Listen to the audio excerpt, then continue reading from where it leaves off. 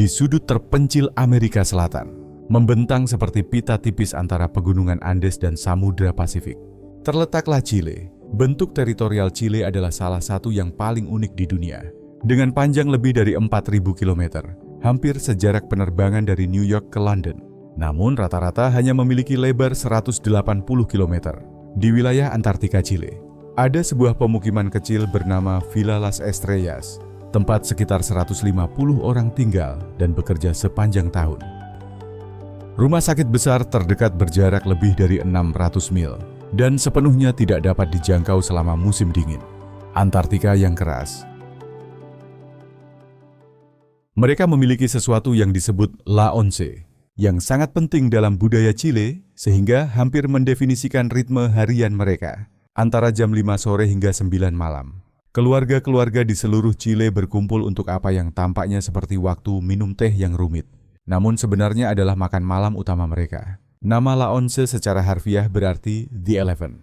Dan legenda mengatakan bahwa nama ini berasal dari para pekerja yang diam-diam meminum aguardiente, minuman beralkohol yang memiliki 11 huruf. Selama istirahat sore mereka, seiring waktu, alkohol digantikan dengan teh. Namun nama tersebut tetap digunakan. Makanan ini berfokus pada satu elemen dasar roti. Chile adalah konsumen roti per kapita tertinggi kedua di dunia. Dan keluarga-keluarga sering membeli roti segar beberapa kali sehari dari toko roti lokal. Roti tersebut harus hangat dan segar, dan disertai dengan alpukat yang dihancurkan yang disebut palta, yang berfungsi sebagai pengganti mentega nasional, serta manjar, karamel susu manis yang dioleskan di segala sesuatu. Yang lebih menarik lagi adalah bahwa ini bukan sekadar camilan, tetapi benar-benar menggantikan makan malam bagi sebagian besar keluarga Chile. Norma sosial penting lainnya adalah konsep La Hora Chilena waktu Chile. Sementara dalam lingkungan bisnis, ketepatan waktu sangat dihargai. Pertemuan sosial mengikuti logika yang berbeda. Untuk acara informal, seperti pesta makan malam atau pertemuan sosial, adalah hal yang biasa dan sering diharapkan untuk datang terlambat 15 hingga 30 menit. Tiba tepat waktu di sebuah pesta bahkan bisa dianggap canggung, karena tuan rumah mungkin masih mempersiapkan acara tersebut. Di pusat distrik bisnis Santiago, ada jenis kedai kopi yang akan mengejutkan pengunjung dari hampir seluruh dunia. Mereka disebut Café con Piernas, yang secara harfiah berarti kopi dengan kaki. Tempat-tempat ini menyajikan kopi biasa dan hidangan ringan. Tetapi ada yang berbeda. Para pelayan mengenakan rok mini, sepatu hak tinggi, dan melayani pelanggan dari platform yang lebih tinggi. Yang lebih mengejutkan adalah bahwa ini bukanlah tempat hiburan dewasa, melainkan tempat bisnis yang sah, di mana eksekutif menutup kesepakatan dan melakukan diskusi profesional yang serius. Kontras ini sangat aneh, mengingat bahwa Chile secara tradisional adalah salah satu negara yang paling konservatif di Amerika Latin. Namun, entah bagaimana, kedai kopi ini telah menjadi bagian yang diterima dalam budaya bisnis, menciptakan salah satu lingkungan profesional yang paling tidak biasa yang dapat Anda temui di mana saja di dunia. Budaya pacaran di Chile berjalan pada sistem yang sangat spesifik dan terstruktur, sehingga memiliki kosakata sendiri yang tidak ada di negara-negara berbahasa Spanyol lainnya. Ada dua tahap yang dipahami oleh semua orang, andar dan pololear. Andar adalah fase informal yang tidak eksklusif, di mana dua orang sedang berbicara atau berkencan, tetapi belum membuat komitmen apapun. Ini adalah periode pengujian, di mana kedua pihak bisa berkencan dengan orang lain tanpa konsekuensi sosial. Pololear, di sisi lain, adalah formalisasi dari hubungan eksklusif. Ketika seseorang menjadi pololo atau polola Anda, itu setara dengan menjadi pacar dengan komitmen yang serius. Yang menarik adalah bagaimana tahap-tahap ini begitu jelas didefinisikan dalam masyarakat Chile. Setiap orang tahu persis apa yang dimaksud dengan masing-masing istilah ini, dan tidak ada kebingungannya tentang harapan atau batasan. Dari mana Anda menonton video ini?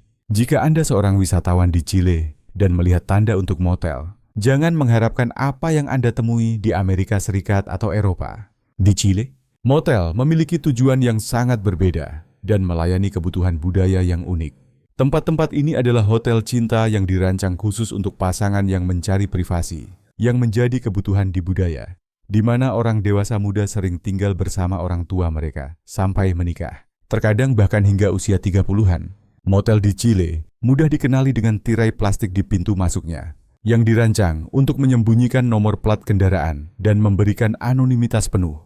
Mereka disewa per jam, bukan per malam, dan dilengkapi dengan fasilitas seperti cermin langit-langit, bathtub panas, dan tempat tidur bulat. Kebutuhan budaya akan tempat-tempat ini mencerminkan kenyataan struktur keluarga di Chile, di mana rumah tangga multigenerasi adalah hal yang biasa, dan privasi untuk hubungan romantis memerlukan solusi kreatif. Orang Chile menyambut Tahun Baru dengan serangkaian ritual yang sangat spesifik dan dianggap begitu penting, sehingga hampir wajib untuk mendapatkan keberuntungan. Pada saat tengah malam, orang Chile harus makan tepat 12 anggur. Satu untuk setiap bulan keberuntungan di tahun yang akan datang. Namun itu baru permulaan.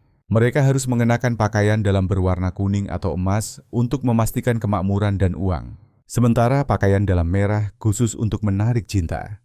Mungkin tradisi yang paling aneh adalah ritual berjalan dengan koper, di mana orang-orang secara harfiah berjalan mengelilingi blok sambil membawa koper kosong untuk menjamin tahun yang penuh dengan peluang bepergian. Mereka juga makan sesendok lentil pada tengah malam untuk kelimpahan finansial. Di wilayah utara, keluarga membuat boneka besar yang disebut monos atau años viejos dari pakaian dan kertas bekas.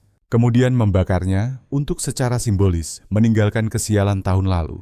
Ini bukanlah saran biasa, tetapi praktik budaya yang sangat mendalam yang diikuti secara religius oleh sebagian besar orang Chile.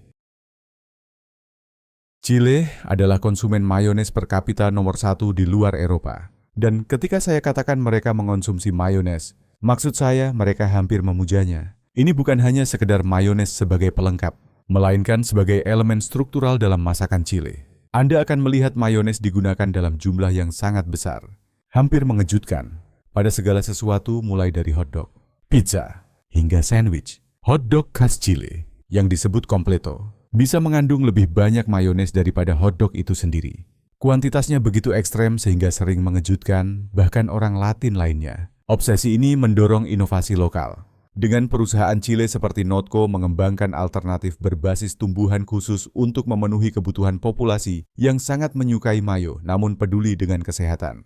Keterikatan budaya terhadap mayones ini begitu kuat, sehingga banyak orang Chile yang tinggal di luar negeri secara khusus meminta paket kiriman berisi merek mayones Chile favorit mereka. Hidup di salah satu wilayah yang paling aktif secara seismik di dunia telah menciptakan adaptasi psikologis pada orang Chile yang hampir mendekati supernatural. Mereka telah mengembangkan apa yang hanya bisa digambarkan sebagai sikap stoik terhadap gempa bumi yang benar-benar membingungkan orang asing. Dalam budaya Chile, gempa bumi dengan magnitudo di bawah 7, 0 hanya dianggap sebagai temblor atau guncangan kecil yang tidak perlu menghentikan aktivitas sehari-hari. Orang lokal bahkan tidak akan melihat ke atas dari kopi mereka, kecuali tanah bergerak cukup kuat untuk membuat berjalan menjadi sulit. Dan baru saat itulah itu dianggap sebagai terremoto atau gempa bumi yang nyata. Orang Chile akan melanjutkan percakapan, menyelesaikan makan, dan melanjutkan pekerjaan selama gempa bumi yang mungkin akan membuat orang di negara lain berlari mencari perlindungan. Ketengan ini didukung oleh beberapa kode bangunan yang paling ketat di dunia, yang membuat perusahaan konstruksi bertanggung jawab secara hukum atas kegagalan struktural, menciptakan budaya di mana orang lebih percaya pada bangunan mereka daripada takut terhadap pergerakan tanah. Koktail nasional Chile memiliki nama yang secara harfiah terinspirasi dari gempa bumi, dan cerita di baliknya sama menariknya dengan minumannya itu sendiri. Terremoto adalah campuran manis dari anggur pipeño dan es krim nanas yang konon diciptakan selama gempa besar tahun 1985. Menurut cerita rakyat, jurnalis asal Jerman yang meliput bencana ini disajikan minuman tersebut di sebuah bar terkenal di Santiago untuk menenangkan saraf mereka. Ketika mereka mencoba berdiri setelah meminumnya, mereka menyadari bahwa kekuatan minuman ini yang menipu membuat kaki mereka gemetar, seperti halnya gempa itu sendiri. Minuman ini menjadi begitu populer sehingga muncul berbagai jenis koktail bertema gempa bumi. Jika Anda memesan terremoto kedua, itu disebut replika atau gempa susulan. Versi pitcher besar disebut kataklismo atau kehancuran. Dan bahkan ada variasi bir dan pisco yang disebut tsunami. Transformasi bencana alam ini menjadi perayaan dengan sempurna, menggambarkan kemampuan orang Chile untuk menemukan humor dan kebersamaan di tengah kekacauan geologis. Tersembunyi di gurun Atacama, Chile, terdapat salah satu rahasia arkeologi yang paling menakjubkan. Sisa-sisa mumi manusia yang diawetkan secara buatan tertua di dunia bukanlah di piramida Mesir yang terkenal, melainkan di Chile Utara. Suku Chinchorro mulai memumikan orang mati mereka sekitar tahun 5050. Sebelum Masehi, lebih dari 2000 tahun sebelum orang Mesir mulai mengembangkan praktik pemumian mereka. Orang-orang kuno ini mengembangkan teknik pengawetan yang canggih di salah satu lingkungan paling kering di dunia, menciptakan mumi yang telah bertahan selama lebih dari 7000 tahun. Yang lebih luar biasa adalah bahwa suku Chinchorro memumikan semua orang dalam masyarakat mereka. Bukan hanya bangsawan atau anggota elit, seperti yang dilakukan orang Mesir. Mereka menganggap kematian sebagai tanggung jawab bersama. Mempreservasi pria, wanita, anak-anak, bahkan bayi dengan perhatian yang sama. Kondisi kering di gurun Atacama, di mana beberapa daerah bahkan tidak pernah tercatat menerima hujan dalam sejarah. Menciptakan kondisi pengawetan alami yang sempurna untuk menjaga mumi-mumi ini tetap utuh selama berabad-abad. Di gurun Atacama, di mana beberapa stasiun cuaca bahkan tidak pernah mencatat satu tetes hujan pun, komunitas lokal telah mengembangkan salah satu sistem pengumpulan air paling cerdik di dunia. Mereka benar-benar memanen air dari udara, menggunakan jaring besar yang disebut atrapa nieblas atau penangkap kabut. Jaring raksasa ini menangkap caman caca, kabut tepi pantai yang tebal yang datang dari Samudra Pasifik. Ketika kabut melewati jaring, tetesan air mengembun dan menetes ke saluran pengumpul di bawahnya, menyediakan air segar untuk minum, pertanian, bahkan untuk pembuatan bir lokal. Beberapa komunitas mengumpulkan ratusan liter air per hari dengan teknik kuno ini yang telah disempurnakan selama beberapa generasi.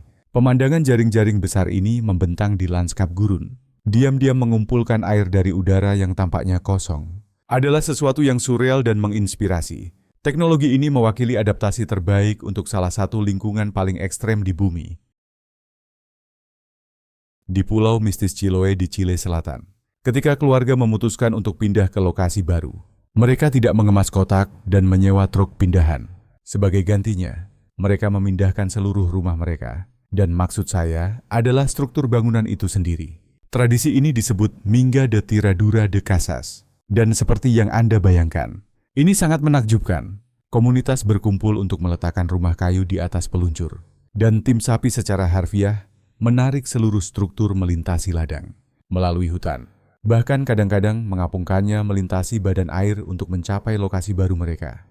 Hal ini tidak dilakukan untuk uang. Pembayaran dilakukan dalam bentuk pesta komunitas besar yang disebut curanto dan janji bahwa bantuan akan diberikan kembali ketika orang lain perlu pindah. Pemandangan sebuah rumah yang ditarik melintasi lanskap oleh sapi, sementara komunitas mengikuti di belakang adalah sesuatu yang seolah-olah berasal dari dongeng. Namun ini adalah tradisi hidup yang terus berlanjut hingga hari ini. Chile adalah rumah bagi spesies rusa terkecil di dunia, pudu, yang hanya memiliki tinggi sekitar 14 inci di bahu. Namun, yang membuat makhluk ini benar-benar unik bukan hanya ukurannya, tetapi sifatnya yang sangat pemalu.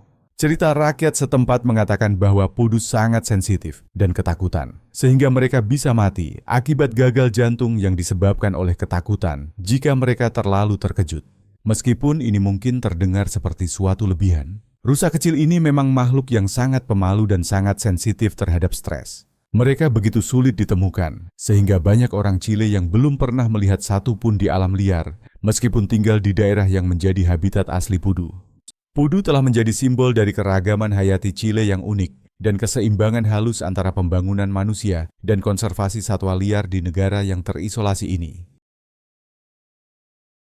Saat berjalan di kota Chile manapun, Anda akan menemukan sebuah kelompok yang tidak ada di tempat lain di dunia Quiltro. Anjing jalanan campuran ini memiliki posisi unik antara hewan liar dan hewan peliharaan. Hampir berfungsi sebagai warga negara tidak resmi, tidak seperti anjing liar di banyak negara lain. Quiltro Chile adalah aset komunitas. Para tetangga memberi mereka makan, pemilik toko memberikan air, dan selama musim dingin, banyak yang terlihat mengenakan rompi wol buatan tangan atau tidur di tempat penampungan kardus yang dibangun oleh warga yang peduli. Contoh paling terkenal adalah Negro Matapacos, seekor anjing hitam dengan ikat kepala merah yang menjadi simbol internasional perlawanan selama protes sosial di Chile. Anjing ini dengan berani membela para pelajar dari polisi anti massa, menggonggong pada petugas, dan menemani para pengunjuk rasa dalam pawai. Gambarannya menjadi begitu ikonik sehingga mural, patung, dan stiker mata pacos muncul di seluruh negara, mewakili anjing rakyat yang melawan penindasan. Kehidupan di Pulau Paskah, atau Rapa Nui, seperti yang disebut penduduk setempat, berjalan dengan aturan yang tampaknya hampir fiksi. Sekitar 7.750 penduduk pulau ini tinggal di sebuah kota tunggal bernama Hangaroa, di mana setiap orang benar-benar mengenal satu sama lain. Namun, inilah yang membuat kehidupan sehari-hari benar-benar surreal. Ribuan kuda liar berwarna kastanya berkeliaran bebas melalui jalan-jalan. Dan di antara patung-patung Moai yang terkenal, seringkali jumlahnya melebihi jumlah penduduk manusia di beberapa area. Infrastruktur begitu rapuh sehingga listrik yang dihasilkan oleh mesin diesel seringkali mati untuk pemeliharaan.